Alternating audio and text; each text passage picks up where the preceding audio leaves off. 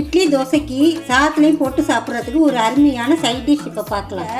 2 teaspoon கடலைப்பருப்பு, 1 teaspoon உளுத்தம்பருப்பு, 1 teaspoon கடுகு, 1 டீஸ்பூன் வெந்தயம், 1/2 டீஸ்பூன் மிளகு எல்லாத்தையும் சேர்த்து ட்ரை ரோஸ்ட் பண்ணிக்கலாம்.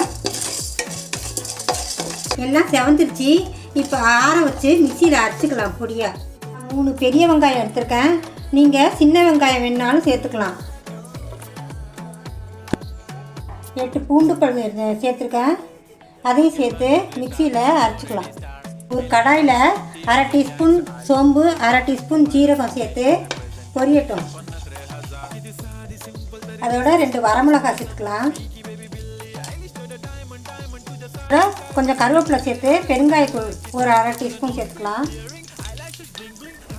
இதோட 2 டீஸ்பூன் மிளகாய்த்தூள்,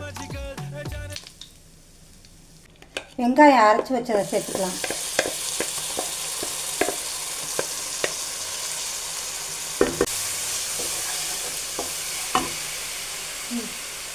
கலந்து விட்டுக்குவோம். இதோட ஒரு நெல்லிக்காய் அளவு புளியை கரைச்சி வச்சுருக்கேன், அதையும் சேர்த்துக்கலாம். புளியை நல்லா கெட்டியாக கரைச்சி வச்சுக்க ஊற்றணும், இல்லாட்டி வதங்குறதுக்கு லேட் ஆகிடும். இதுக்கு தேவையான உப்பு போட்டுக்கலாம். 1 டீஸ்பூன் உப்பு போட்டிருக்கேன்.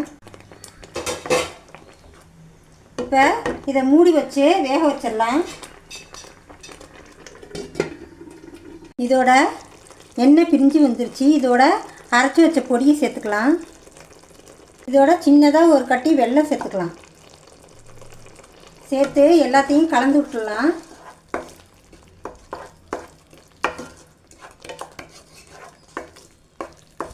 நல்லா சுண்டி வந்துருச்சு. இப்போ இறக்கிக்கலாம்.